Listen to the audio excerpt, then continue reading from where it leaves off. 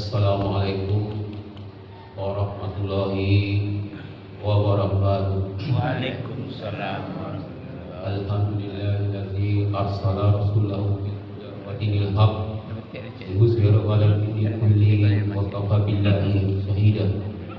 Asyhadu an la ilaha illallah wahdahu la syarika lah wa asyhadu anna Muhammadan abduhu wa rasuluh la nabiyya ba'da. Amma ba'du. Assalamualaikum. Bapak-bapak, ibu-ibu, sidang jemaah subuh rahimakumullah. Kembali kita bersyukur kepada Allah Subhanahu wa taala. Allah telah memberikan dan membangunkan kita pagi ini untuk bisa kembali beribadah kepadanya. Karena itulah bentuk rasa syukur kita kepada Allah Subhanahu wa taala. Karena tujuan penciptaan kita adalah semata-mata untuk beribadah kepada Allah Subhanahu wa taala. Kemudian selawat dan salam semoga tercurahkan kepada baginda Nabi Muhammad sallallahu alaihi wasallam, karena beliau adalah uswatun hasanah, contoh suri teladan yang baik dalam menjalankan kehidupan ini, yang diutus oleh Allah Subhanahu wa taala dengan dibekali wahyu-wahyunya, sehingga beliau menyampaikan sunnah-sunnahnya kepada kita agar kita selamat dunia dan akhirat. Bapak-bapak, ibu-ibu jemaah sidang subuh rahimakumullah. Pada pagi ini kita akan membahas fikih muamalah dengan judul rumah kontrakan rusak, siapa yang bertanggung jawab.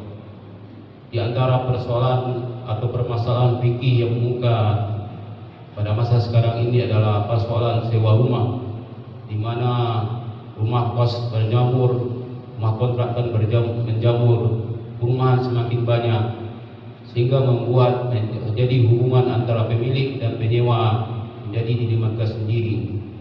Kalau seandainya ini terjadi perselisihan disebabkan oleh jebolnya platform rumah, bocornya atap rumah, kemudian rusaknya fasilitas rumah, siapakah yang bertanggung jawab? Apakah penyewa atau yang pemilik rumah?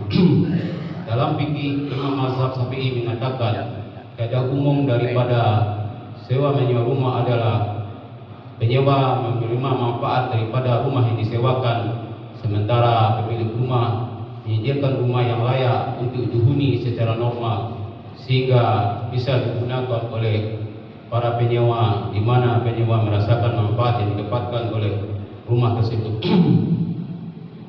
Di dalam ini ulama membagi dua secara detail kasus, bahwa kerusakan itu disebabkan oleh penyewa atau disebabkan oleh pemilik rumah atau disebabkan oleh cuaca atau alam. Dalam hal ini di mana disampaikan oleh Imam Al-Mawardi bahwa beliau menyatakan bahwa rumah sewa yang rusak bukan karena kelalaian dari para penyewa, itu tanggung jawab atau perbaikan dilakukan oleh yang punya rumah, karena itu bukan merupakan kesalahan mereka, tapi kesalahan daripada rumah tersebut, karena mungkin rumah tersebut telah dimakan usia atau mungkin rumah tersebut rusak oleh alam. Ini menjadi tanggung jawab pada perbaikannya adalah pemilik rumah, sebagaimana disampaikan oleh Imam Al-Mawardi dalam kitabnya yang artinya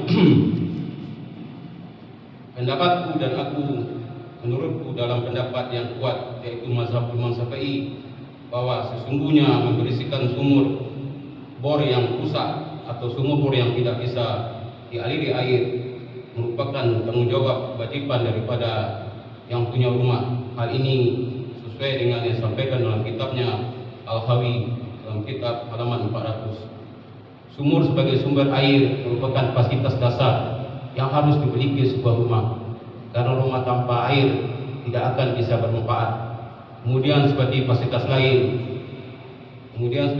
plafon yang ambruk, atau rumah yang rusak karena cuaca, itu juga merupakan hal-hal dasar yang harus dimiliki sebuah rumah, sehingga rumah bisa itu dimanfaatkan oleh pemilik rumah tersebut, sehingga pemilik rumah bisa merasakan manfaatnya. Di sisi lain, dalam fikih menyatakan kalau kerusakan rumah itu disebabkan kelalaian oleh penyewa, maka yang berhak bertanggung jawab terhadap perbaikan rumah itu adalah penyewa, karena penyewalah yang menyebabkan rumah tersebut rusak.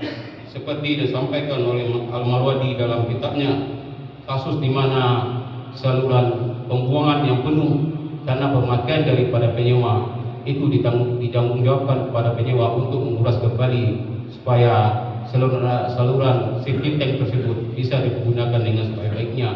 Itu bukan tanggung jawab daripada pemilik rumah, tapi adalah penyewa rumah karena mereka yang memakai. Juga seperti kotoran sampah yang ada di rumah itu menjadi tanggung jawab daripada penyewa rumah untuk membersihkannya karena mereka lah yang menggunakan.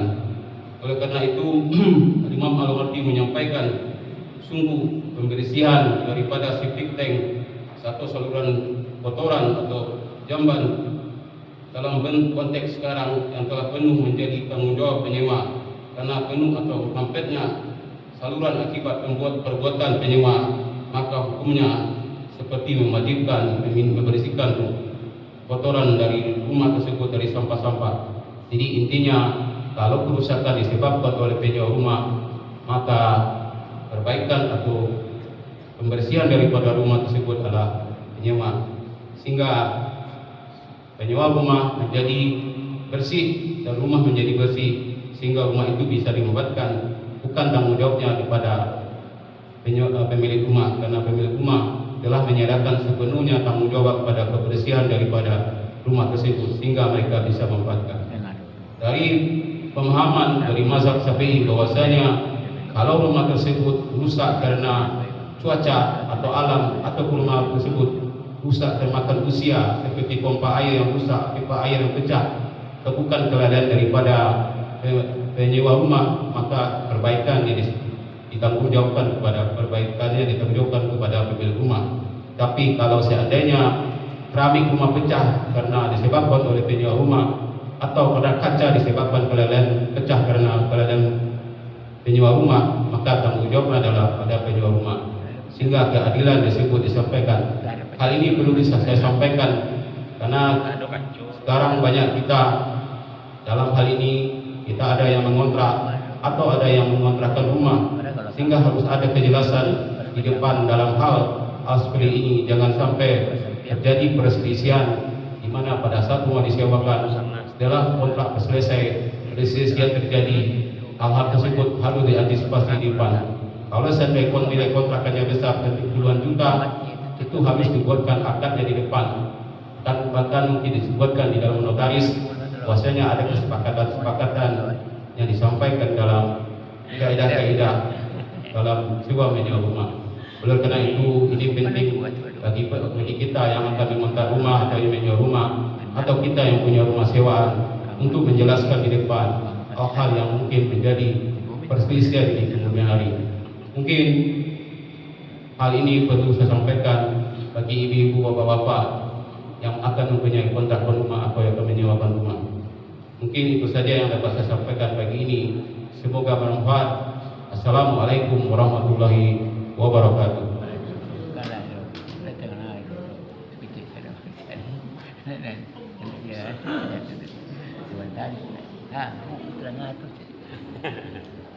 Masih.